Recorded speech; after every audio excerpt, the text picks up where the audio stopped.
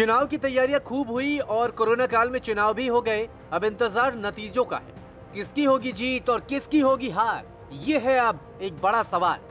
चुनाव खत्म होने के बाद और नतीजों से पहले अब आपको बताते हैं कि एग्जिट पोल क्या कहते हैं। सबसे पहले बात करते हैं पश्चिम बंगाल की। अगर बात करें एग्जिट पोल की तो इंडिया टुडे एक्सिस माई इंडिया की तरफ से टीएमसी को 130 से 156 सीटें दी जा रही है, वहीं बीजेपी को 134 से 160 सीटें और अन्य को 3 सीटें। सी वोटर की बात करें तो टीएमसी को 152 से 164 सीट, बीजेपी को 109 से 121 सीट और अन्य को 14 से 25 सीट। टुडेज चाणक्य की बात करें तो टीएमसी को 169 से 191 सीट, बीजेपी को 97 से 119 सीट और अन्य को 7 सीटें।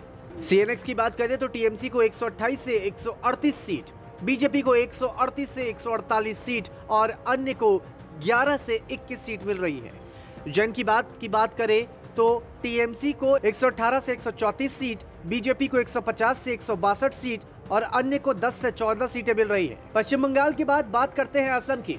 असम के लिए इंडिया टुडे एक्सिस माई इंडिया की ओर से बीजेपी प्लस को 75 से 85 सीट, कांग्रेस प्लस को 40 से 50 सीट और अन्य को 1 से 4 सीटें दी गई है।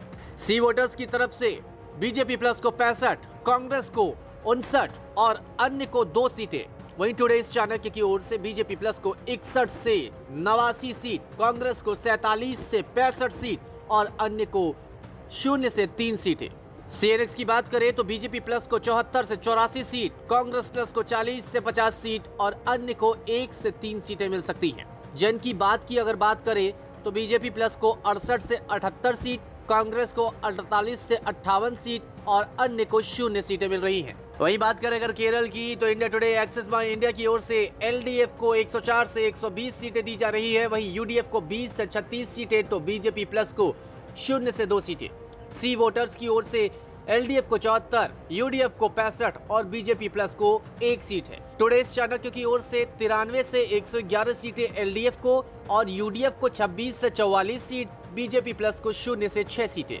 सीएनएक्स की तरफ से एलडीएफ को 72 से 80 सीट, यूडीएफ को 58 से 64 सीट और बीजेपी प्लस को 1 से 5 सीटें हैं। उधर तमिलनाडु की बात करें तो इंडिया टुडे एक्सिस माई इंडिया की ओर से एआईएडीएमके प्लस को 38 से 54 सीट, डीएमके प्लस को 175 से 195 सीट, एएमएमके प्लस को 1 से 2 सीट और एमएनएम प्लस को 0 से 2 सीटें मिल रही हैं। सी वोटर्स की ओर से एआईएडीएमके प्लस को 64, डीएमके प्लस को 166, एएमएमके गठबंधन को 1 और एमएनएम गठबंधन को 1 सीट है। टुडेज चाणक्य की ओर से एआईएडीएमके प्लस को 46 से 68 सीट, डीएमके गठबंधन को 164 से 186 सीट, एएमएमके गठबंधन को 0 सीटें और एमएनएम गठबंधन को 0 से 8 सीटें हैं।